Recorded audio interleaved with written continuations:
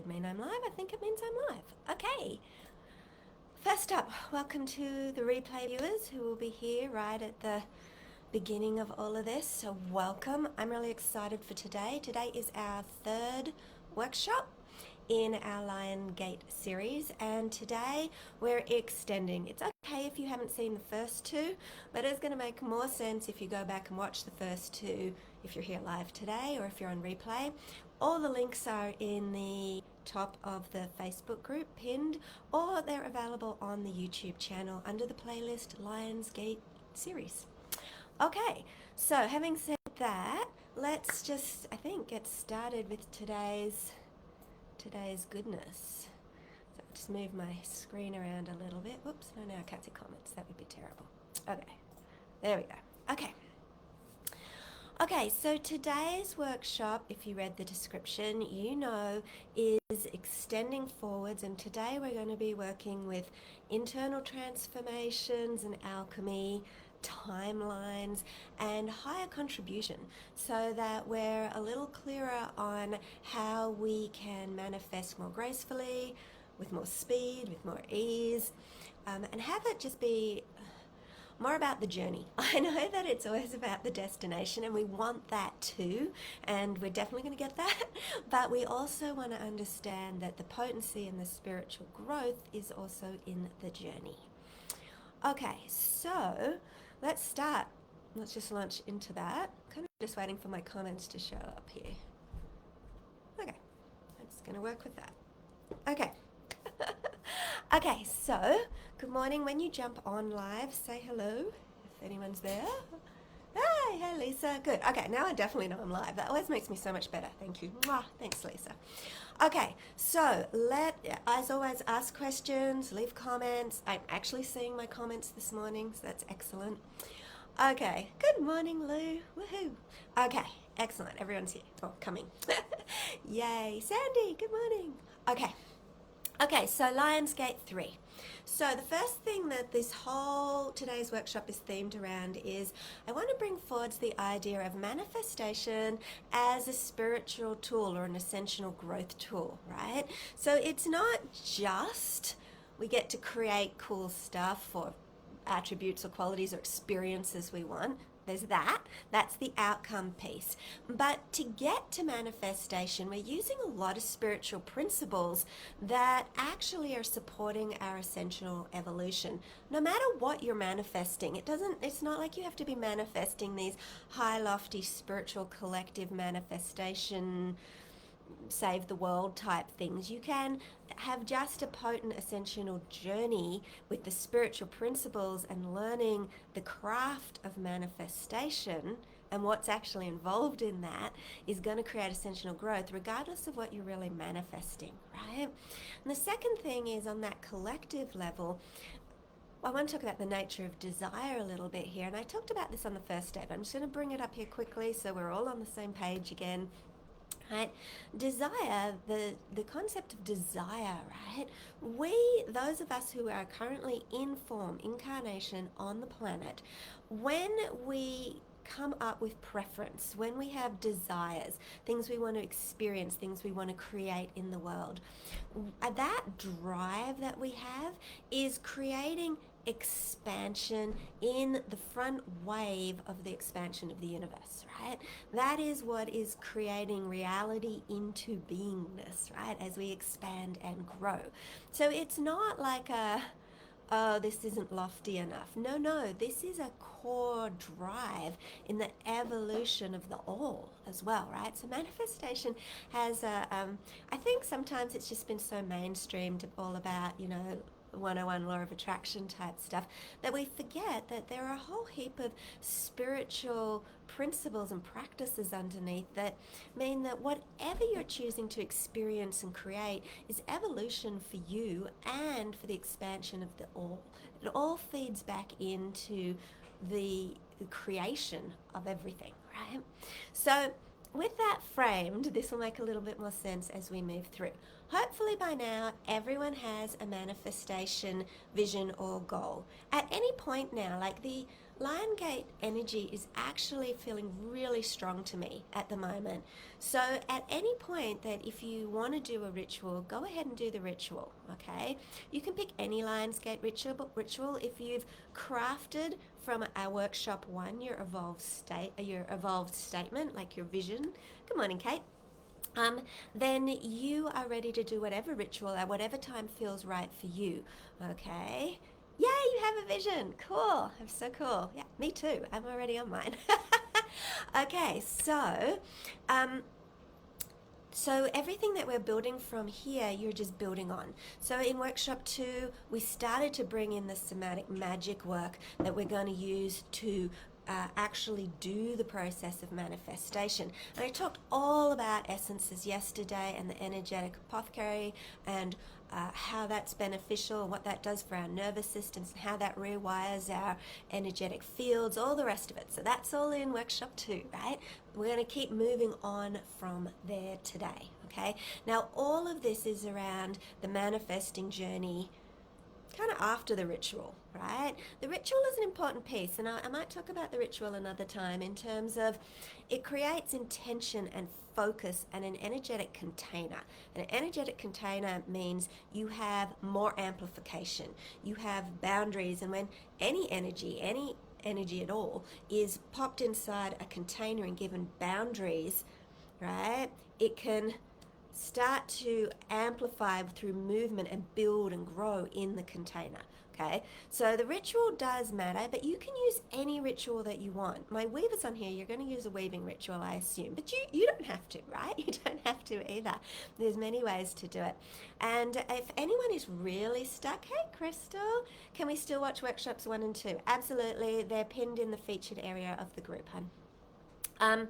Yeah, so if anyone is really stuck, like I'm so new to this, I'm not even really sure about ritual, can you let me know and I will try and hook you up with something so that you have that ritual piece. The ritual piece, as we've talked about, is a small piece of this, right? And so we want to be able to run our whole portal period in high vibe, right? The act of manifestation, it is a craft, it is a spiritual set of principles and tools, and it is an essential growth journey, right? So you're not just going to do the ritual, there's other pieces, and whether you do them subconsciously and you had no idea you were doing them, I guarantee you're doing them. So let's bring them to the light and work intentionally with consciousness and focus and actually master the craft, right? Okay, so with that spiel in mind, we're going to cover a few areas today, but the first of them is highest service contribution. And I think a lot of us here who are spiritual change agents in some form, we really do passionately crave transformation on the planet. And everyone has a different facet of what they believe that is, what it lights up for them, what the issue is for them that they want to do. But pretty much everyone in my world craves transformation on the planet. And so sometimes we get ourselves into this confused pickle on, should I be only is my manifestation pure enough? Is it serving the collective, or am I just being selfish, right? Hopefully I've already addressed that at the start of today's workshop, right? But we do get into this push-pull between higher service and us. It's not either or, okay? 5D is a yes and world, right? Both. Okay, and so let's talk about how we bring higher service contribution in no matter what we're manifesting, okay? So it doesn't matter what you're manifesting. To manifest, you are going to need to embrace some sort of positive essences from yesterday's workshop, right? In fact, share some of your essences in the group, right? You're all building apothecaries now. Right? All of you. You might have 3 from the first workshop. You might have only done 1 of them, but you probably have some from that crafting workshop and the worksheet that we did. You probably have some essences there. You might have had an essence. You're going to get another couple essences today. You're building out a rich dispensary of qualities of energetic resonances laid down in your somatic body. Okay, and we talked all about how we could use them and why, but in terms of higher service, you absolutely can learn to cast and project them into the collective. We're going to do that today. Well, I'm going to give you the theory today, and I think I'm going to send you the audio as the guided process so that these aren't as long. But you're definitely going to learn to do all that, right? So higher service is going to come because you have to embrace certain energetic qualities and frequencies to manifest, right? And they're going to be ones that are of a higher vibrational nature, right? They're often ones that precipitate and accelerate your transformation. For example, you are going to be living into now experiencing and expressing through the values that you said your manifestation was going to help you fulfill, right? Workshop 1. Okay, so right now you've got values in your essences that you're not only going to be living, which means in practical earthbound service in some form, right? You're also going to be able to broadcast those frequencies, right? Or perhaps it's your growth area. Again, first workshop, we talked about making sure that we are not to create unity consciousness. It has to come from within us first. To manifest from a divided place within is freaking hard, right? The push-pull, I want it, I don't want it, I want it, I don't want it, I want it, but I'm worried of it, right? Like that push-pull, and we talked about that again, so we can, that's in the first workshop, I think, right? Not having that resolved is going to hold that manifestation back, right? So you're going to have an area of transformation and growth. Now that growth area, I pretty much guarantee is going to serve the collective if it's also, it's going to be a quality that the collective needs to grow into, right? We are part, the micro of the macro, right? We are part of the whole. So in the Wiccan theory, we have this concept of mirrors all the time, as above, so below, as within, so without, right? It's this same concept. So your higher service work will be coming through regardless, right? But we can do it very intentionally, right? And if we do it intentionally, right? And we're going to do that. I'm going to teach you how to cast that, right? If we do that, then you choose to have your manifestation also be this catalyst, this flame, this blessing, this gift to the entire collective. To those who are on a similar path to you, when you send that energy out, it's a boost for them, right? It's like, let's do this together here. Let me top up the cup, right? And so you get to gift this energy all the time to the collective, right? But when you're doing this, what is it doing for you? How is it serving you in your manifestation? Well, in Wiccan theory, we talk about the return of 3, right? And there are many scientific studies in quantum physics and all that sort of stuff to back this up too. You can read about Lynn McTaggart's intention experiments and all of that. But when you sit and wish well out, when you project energy out, it comes back, it bounces back. The qualities that you're hoping to gift out, like they've done this with sending peace to war-torn areas, right? And they have actually created huge numerical shifts in the violence in those areas, right? I'm sure you've all seen those sorts of studies. But what's interesting is the people that are sitting there doing the meditation and frequencies, like pushing the frequency, projecting frequency as we call it here, of peace, are also surprisingly finding that miraculous things are showing up in their lives as a result. They feel incredibly peaceful. Relationships are spontaneously healing. All these things are happening because they're in service, right? And so the return of 3, let's talk about that. There's the divine law of reciprocity. When you step into service, the divine answers back, right? There's a reciprocal gift. There's no one-way streams. There's spirals and circles in energy, right? And so you're going to experience stuff on the flip side coming back at you by stepping into service. And service does not have to be lofty, right? Service is anything when you sit and meditate and do a compassion practice, like a Buddhist compassion practice. When you raise the next generation of our planet as a mother, that's freaking huge high service, right? So there's so many ways to do service, and the gifts come back in reciprocity. You just need to learn to look for them, but I guarantee you they're there, right? So when you do an invoke, right, when you invoke an essence, any essence that's in your apothecary at the moment, unless you're an altar weaver or you're a full body weaver, like you've trained with me in some of the other things, right?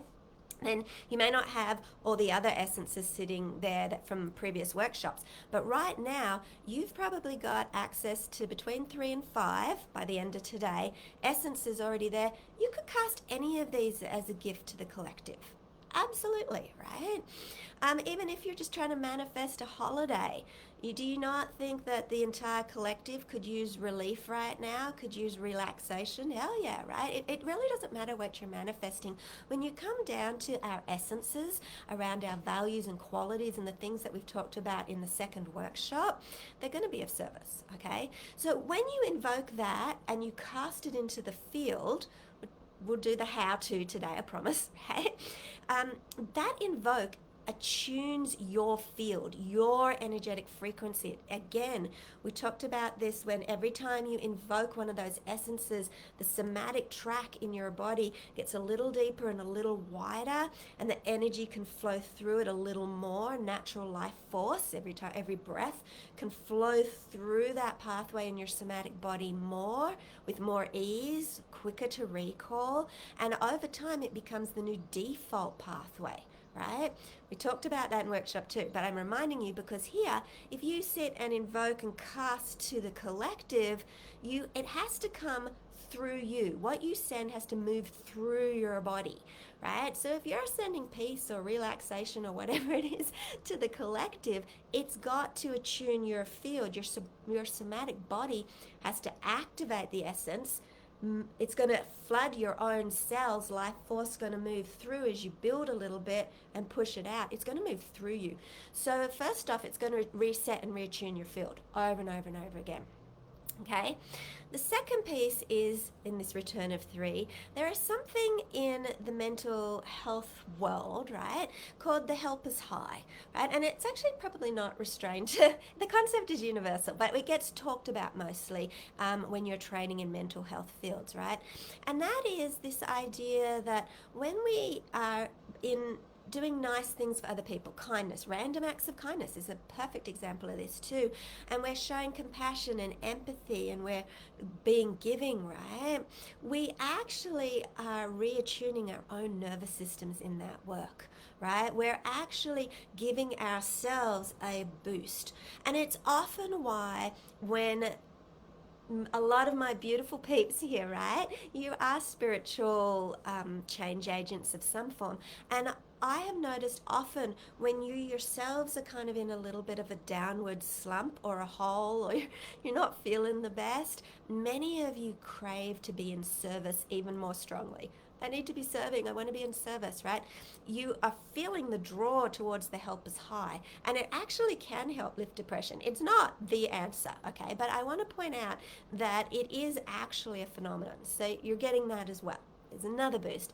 And the third boost that I want to mention is a Wiccan casting principle, right? But when we do energetic work and we cast to the collective, we cast to another person, we cast to the earth, right? Let's say you're just charging earth's chakras, right? The weavers will know that one because you've all done that ritual. Or you know, you've sent nourishment to a place on the planet that's got drama happening, right? Whatever that is, when you cast that energy out and you send the energy, when you sit and pause for a moment afterwards, the energy will hit destination in the work, and there will be an automatic law of reciprocity ripple back. We call it the ripple back in Shandara, right?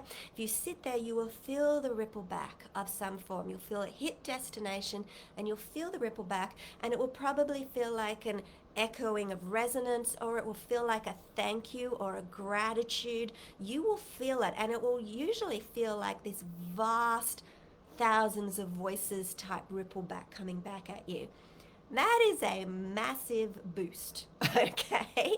So whenever you're doing this higher service work, all of that comes back at you, right? And that has a massive effect on the amount of energy moving through your manifestation, the attunement of your field, how aligned you're coming into where you need to be. All of that sort of stuff is serving you. So this idea of reciprocity and full circle with higher service and manifestation is 100% a thing. So what would you cast? I'm going to teach you how to cast in a moment, right? But what would you cast? You could cast any of the values that are going to be expressing through this manifestation. Lisa, I sometimes feel a burst of love in my heart chakra that comes back to me. Absolutely, I do too. I've been brought to tears by the ripple back. It's like an intense wave of love and emotion. It's beautiful, right? And if anyone hasn't experienced it, well, actually, I'm going to do the audio for this, so you will all experience it, right? But as you get practice, it gets stronger and stronger. Okay, so you could do the value, you could do a quality, the quality of how you're going to feel when we manifested. That's from workshop 1, right? When the manifestation is here in form and you're living it, right? What are you feeling? Or it could also be your area of internal transformation could be what you cast. And we're actually about to talk about that. So if you're going, what? I missed that bit. It's happening next. Okay, so how do we do this higher service work? Is there this long thing? You know we have longer, if you're here from alumni, from weavers, right? You know that you've probably all done higher service weaves in contribution to the collective, right? And we've done things around peace on the planet, and we've done many higher service weaves, right? We've done ones where someone's asked for support, and we've done a weave and cast the energy and gotten people miraculously healed and all the rest of that sort of stuff. Hey Rebecca, you're here. And those higher service rituals take a little longer, right? But this, what I'm talking about here, the one that I'm going to suggest you do now here in this manifestation work, can be done in like a minute, 2 minutes. It's not a big deal. You don't need to cast circle for it. You can, but you don't need to do all the extra pieces, right? Sorry, Rebecca, I just want to read your comment. The callback, ripple back sends vibrations through my whole body. I wept the first time. Yeah, I love teaching everyone to understand the ripple back, right? And the more energy in the work that you send, like if you've built a lot of energy inside your weave or whatever work you're doing, and you cast and then you get the ripple back, it is such an intense, beautiful experience. Yeah, I love it. Hey, Ange, great to see you here, hun. Okay, so how are we going to do this on a time efficient, feasible way that's supporting the manifestation? We are going to do a small cast. Now, I'm going to talk you through the process now, but I'm not going to guide you into the process now. I'm going to record the audio and put it on the resources page, which means anyone who wants the resources, there is a link. I will pop it in the comments here, in the description. It's floating around the group anyway. If you just sign up to that, I send all these things via email, just so I don't make my lives too intensely long. So sign up and you'll get the worksheets and the audios and all the other things beyond just the teaching, okay? Okay, so here's how we're going to do it. We are going to cast and we're going to feel the ripple back. And generally the process is as simple as forming what we call, I originally taught it as a divinity bubble, but it's any sort of, we're creating an energy package, essentially. So let's think of it as a divinity bubble for now. And let's say that we want to use our quality of joy. Okay, so from workshop 2, let's say you create your essence in your energetic apothecary and you've laid down a track, a somatic imprint in the body of joy. Right? And you may have practiced a re-invoke. That would be good. If you haven't, you should try that because you're going to re-invoke now, right? So There are many ways to do a divinity bubble, but this is the one I'm going to teach you right now, okay? So you're going to find the track in your body, find where you placed it in your body, notice where it is in your body right now, that sort of thing. If you need more help, get the guided audio, okay? Then you're going to just breathe a little bit into it, and you're going to start remembering all the times that you captured joy in this essence workshop too, right? And you're going to allow the memories of joy to come back in. It's the mental process is stimulating the somatic activation in our bodies. And as soon as we get the somatic activation of joy, right? I just did it then, right? Joy. And then we're going to breathe in and feed it animus, creative substance, the magical substance, right? Breathing in, feeding it, and on the exhale, just expand it through your body. So do that for a few breaths until you've really activated and re-invoked joy. And here it is. Now, notice at this point, it's starting to flood your cells. It's reattuning your field. Okay, here it is. It's affecting you, right? And when you're ready, now, if you're an altar weaver, you can move it into your hands and actually form the bubble. But for everyone else, let's keep this simple. You just want to visualize on the next exhale that you're exhaling joy or your quality into this beautiful golden bubble, right? So take a few breaths to exhale it in, right?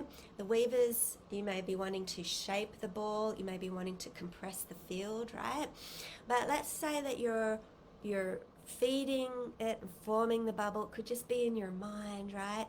And when you're ready, on the in-breath, take a nice breath in, and on the exhale, you cast it, you push it. Now, for those of us, and particularly any Reiki healers, I encourage you to work with your hands as well, just a gentle push, okay? My hands are highly activated as healers, so that just works for me. In theory, you don't need to, but you do want to also, you could use the exhale, only the exhale. I recommend use both. So you're just going to push that bubble, and you're going to just visualize it leaving into the collective, going to whoever is available for it, right? Now, that energy package, like a thought form, is going to float around the collective, bumping into anyone that it's aligned to and gifting them that essence, okay? Now, it also can be the catalyst to spur transformation on the planet. If enough people are receptive to that at the moment, it's a gift and it ignites within them. Just be a little bit. They'll have no idea. Why? Sudden burst of joy in my day. Woohoo, right? And that's you. That's your bubble being cast, okay? And then pause once you cast it, and then just pause for a second. I don't want to get too woo and quantum here today, but there is no division of time. Everything's happening at the same time. Time is kind of one of those illusion things. So your bubbles are landing. You might like, oh, but it hasn't left the room yet. It's landing, right? You've sent it out.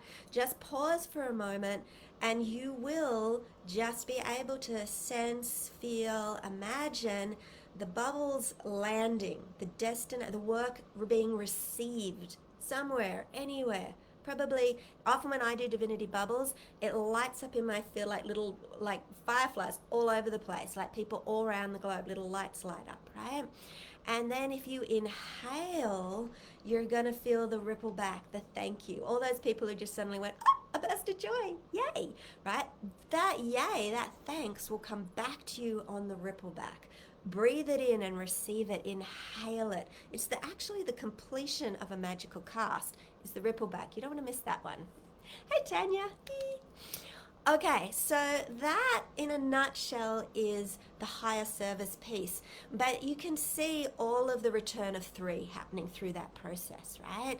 You can do that whenever you want. You can do that every time you do your daily invoke your essence work that we talked about in workshop 2, right? You could just take an extra moment from overflow when it's flooded your body, breathe a few more times, build a little extra, cast, right? You can absolutely do that as well if you want. You can make a special moment to do it, you can do it spontaneously, right?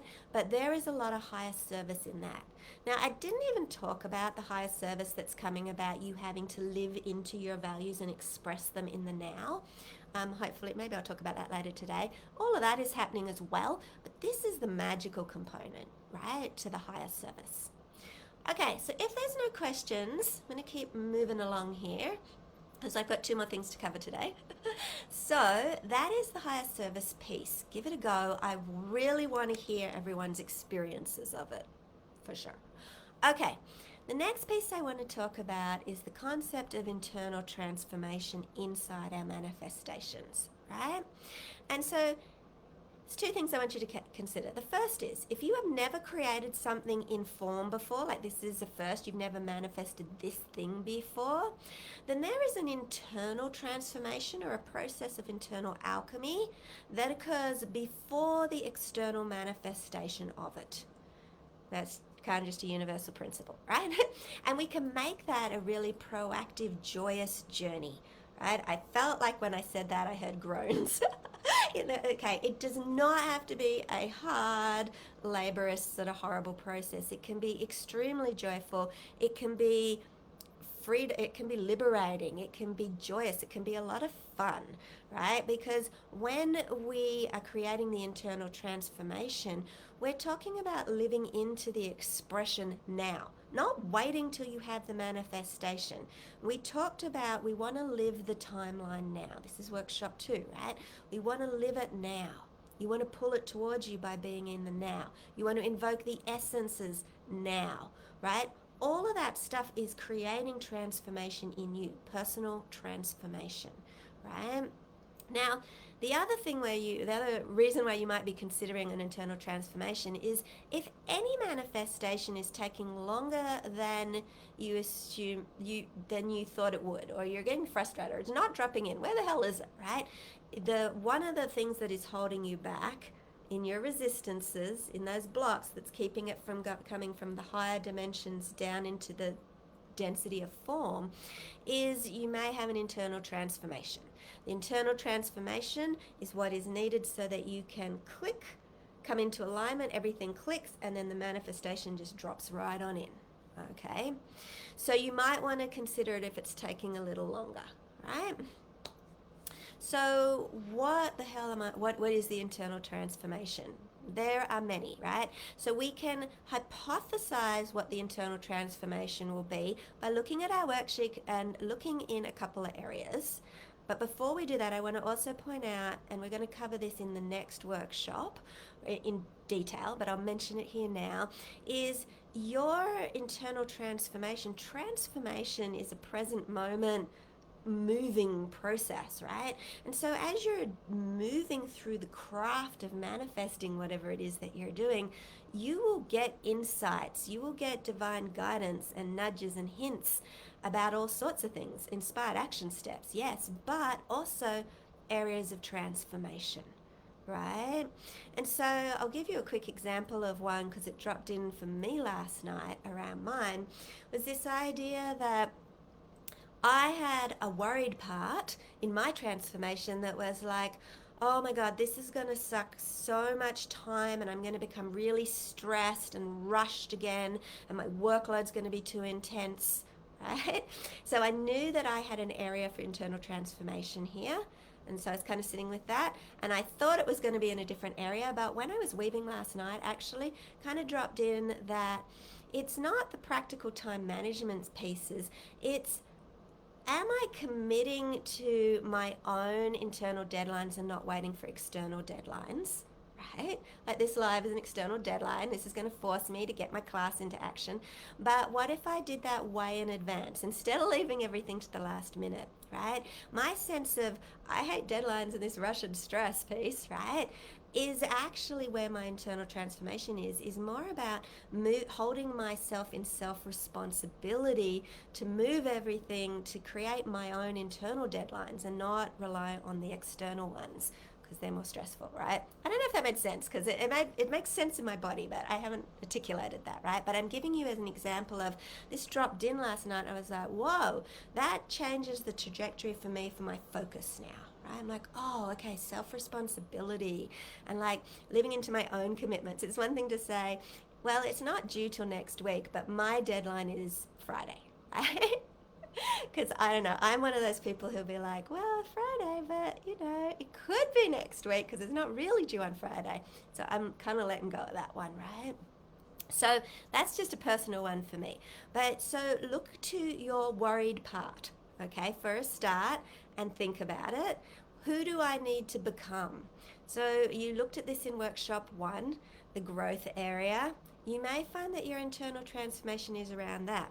Now, I am lit up and excited about the idea of creating my own internal deadline system that feels awesome, that actually feels yummy to me. I'm like, okay, I'm really embracing this. I'm getting on board. This internal transformation does not feel like hard work and oh God, it's horrible, right?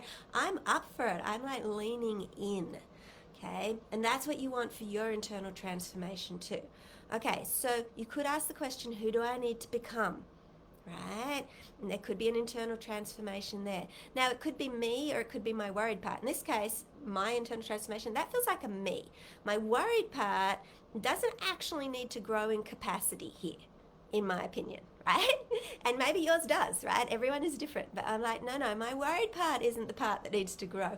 Me, the manager me, me, I need to grow. The self-responsibility is not my worried part, it's me in this one. Now, it could be either. For you, your worried part could need a ton of love and reassurance and nourishing and a bit of a growth path, okay? It could be the internal transformation is there, right? Now, the other place the internal transformation could come from, and I could have really brought mine forth from either of these two areas, to be honest, is one or two questions. From this place of having my manifestation, and we're going to talk about timelines in a second, right? But imagine that you have the manifestation. It's here now. I'm living it now. From this place, what do I believe? As a person who has this, what am I noticing about my belief system? And what am I doing differently now? If you ask yourself either of those questions, you'll probably find internal transformation. Anything that is way out of alignment is going to pop up as a potential internal transformation. And you get to live that now. Now, you do not need to complete on your transformation. You do not need to be perfect. You need to start. You need to lean in. You need to step in. Then the alignment can click in. So don't feel like, oh, until I fix myself, I'm never going to get this manifestation, right? You need to start. You need to step in and lean in. You don't need to perfect it, okay? But you do need to be committed towards it. You do need to lean in. Go, yes, I do actually want this. I want to be this person. And if you go via the 3 questions I just gave you, hopefully your internal transformation kind of lights you up, right? And if anyone's doesn't, then you let me know and I'll help you support you so that it freaking does. Okay, now having said that, I've mentioned tweak as you go, because sometimes you're going to realize as you're moving through your transformation, you're like halfway in, you're like, whoa, I just got this hit that this internal transformation would just help that drop on in. Okay, so you're going to be open to that. And so next workshop, which will be I think it's next Wednesday because it's my birthday weekend, so I'm having a long weekend, so nothing on Monday. But I'm going in depth on like the classroom of your life, finding your internal transformations in the moment, finding your inspired action step and your divine guidance and how to know that it's the 5D and not the 3D. All of that stuff is Wednesday, okay? But this is the perfect place to start already with where you're at. You can be doing this now. I hope you are doing this now. I hope you've looked at workshop 1, you found a couple things and you're starting. Okay, so the last piece today that I want to talk about is working with timelines. Okay, now again, I'm going to do this as a guided audio process and put it on the resource page. So if you're signed up to get the emails for the Lionsgate work, then you're going to get this. I'll probably record them over the weekend, even though it's my birthday. I think this will be fun, so I'll probably do it then too, right? But, so you'll get it soon in the next couple of days. Okay. Oh, thanks, Lou. Okay, so working with timelines. So I'm going to talk about the level of the Akashic records. some of the priestesses here who trained with me, you know that I trained you in opening the Akashic records. So you got that covered. Everyone else, do not worry. If you want the guided process, I will guide you in a held guided audio up into your Akashic records so you can do this work and leave. Okay, it will all be there. So if you're like, I'm not trained to read the Akashic records, you're not actually going to read the records. I'm going to guide the process, but I am going to guide you into your Akashic records. Okay, so at the level of the Akashic records, the timelines up there are all running parallel to each other. The way that I see them when I'm up there is highways of energetic light pulsing with transmissions, and all the timelines are moving through your records. All timelines are moving through your records. All your past lives, all your possible future lives, all possible outcomes. They're running as energetic highways of information and light inside the Akashic records. Okay? Now, when you go up into your Akashic record, you can fluidly move yourself around onto your timelines of choice, right? We can do past life healing up there. We can quantum jump is a term, right? We're just jumping timelines. You're just moving onto a different probable timeline, right? All of that is available. And when you jump onto those timelines, wherever you're going, depending on what your skill set is in the Akashic records, you can receive information and ideas. You can bring back information and ideas to the present timeline. And importantly, for us in this process, you can somatically experience your alternative timeline where your manifestation is already experiencing itself. It's done. You're living it. Right? And you can jump onto that timeline. You can somatically, in your body, felt sensation, feel the you that is you living that experience. And you'll be a different you. You'll feel different, right? You can imprint that somatically into your body.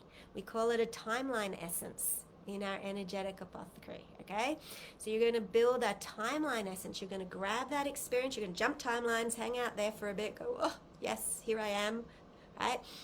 You're going to get the somatic experience. You're going to imprint it. You're going to jump back to your current timeline. We're still in the records here. Right? Okay, I'm back here. Here I am in the present.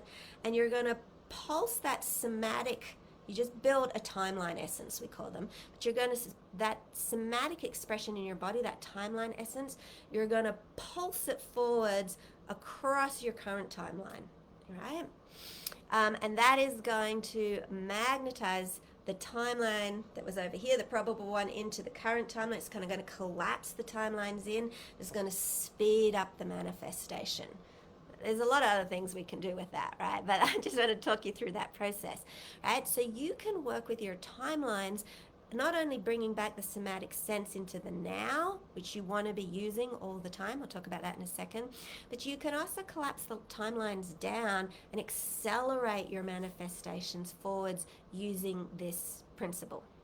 Okay, did that make sense? Give me like a heart or a thumbs up or something so that I know whether that made sense or not. I am seeing comments, so that's good. Because that is quite esoteric, but I'm going to guide the audio through for anyone who's like, I don't want to do that by myself. I don't know what you're talking about. I will guide you through, but hopefully everyone knows what I'm talking about. Okay, so during that process, you will have built a timeline essence. Okay. Hopefully this is all okay, and I'm still going. Yep, okay. Facebook told me my internet was unhappy for a second. Okay, so you will have built a timeline essence during that process. You now have that essence added as a somatic track in your body. You can invoke and live into and feel and move from and shift. This is a way you shift your timeline to experiencing it now. Invoke in your body your timeline essence. Hey Sandy, good to see you this morning, right? So you built this timeline essence and then you want to be using it. Now keep it simple, but you can use it in workshop 2. I gave you 7 or 8 ways to use your essences daily, the somatic magic practices of using these essences. This is one more essence that you could use. So remember, you can just daily invoke it. Now you could daily invoke it right? And if you want, and there's a particular quality that comes through, like creative expression or confidence or something, and you decide that would serve the collective too, go and like take it from overflow, a few extra breaths, and cast it, right? Cast it as that divinity bubble that we talked about. Right? But either way, invoke it, breathe it, raise it in your body. Okay? Walk around the room or down the street from your timeline shift. Once you activate and invoke the essence timeline, you will jump the timelines in your felt experience in your body. You'll start to notice that the world around you starts to line up, reality starts to shift and match the timeline experience that you're invoking in the body, right? It's just the way the energy is going to work. The energy that you broadcast is going to affect the timeline, the dimension or experience that you're on, and what you're going to observe, your experience of reality. It's a natural progressive flow, right? Walk around the room like that. Walk down the street like that with your timeline activated, right? Before you contemplate your to-do list, right? Use the timeline essence. And they're like, right, as someone who has this, it is done, and I feel it in my body. Now it's my to-do list, right? What's my inspired action step? Right? From here, you're ensuring that you've got a 5D inspired action step, not one that's coming from scarcity and doubt and fear and worry and I don't have it yet, it's never going to come, right? Those inspired action steps create a hell of a lot of busy work, right? They create so much overcomplication. They're not always the direct path. They're typically not the direct path, right? This gives you direct path. If you activate and invoke the timeline on your body, in your body, and it's emanating through your field, and you're shifting into your timeline, then your inspired action step is direct path. Okay? For the weavers here, weave with that as a primary fuel source. You are weaving across the timeline on your future timeline, right? And you will hugely pull it towards you in the weave. Crazy, crazy, right? You'll be flooding every cell of your body. You'll be recalibrating your field, rebalancing every freaking chakra, right? With the new timeline. So weave it. Crystal, can you get lost in a timeline? No. No. The pull on your present moment now means you will always find your way back here, right? And to be honest, the pull on our earth plane in incarnation is an immense magnetic force. You will always get pulled back to it. For most of us, we have to practice like consciously choosing the timeline and not subconsciously being tugged magnetically into all of the experiences and proof we've built for the current timeline. Okay, so Crystal, no, you're going to get pulled back onto your timeline magnetically over and over. Right? What we want to do is bring a probable future timeline back here so it becomes the new future timeline. It is the timeline we're moving on, and here it comes, and here comes the manifestation. Okay, did that answer your question? Okay, so for the non-weavers, you can also just practice moving and being and playing and dancing and exploring in the timeline essence activated, right? Before you meditate, you want to check the level of divine guidance you're going to get if you activate that timeline, right? You're meditating from a completely different place. No problems, Crystal. Before you go to sleep at night, that is like probably a power move, I reckon. You should always be invoking an essence, and you can invoke whichever one you want. Sometimes do the timeline one, right? Okay, so that is actually it for today. I'm going to do the Wiccan cast for higher service and this time Akashic process for the timeline as guided audios for anyone who's like, you explained it, but I don't feel confident on just going and doing it myself. For anyone who feels intuitively like, oh yeah, totally, I get that, that makes total sense, you can just go do it, right? You don't need me. But if you not, and you're like, I don't know, that feels kind of new, or I love to be somatically guided through, I don't have access to my Akashic records by myself, any of those things, then sign up to get those audios, right? And then I'll just guide you through them. I know you all love the guided processes and you love when I take you into the Akashic records, and I'm super happy to do it, but I'm trying to keep my lives short. Yeah, but give me some feedback. Do you guys really want the live process? like live on your timeline, or is it good just to get the audio? I'm kind of torn about that. Maybe I'll do one live, but I don't know. I feel like Facebook is an odd place to do an Akashic process. Let me know. Let me know. Okay.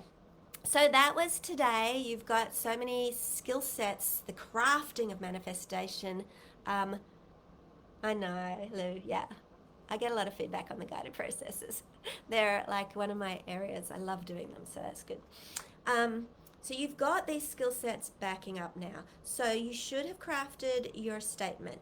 If you still want to ask questions about how do I make that statement look from workshop 1, ask them in the group.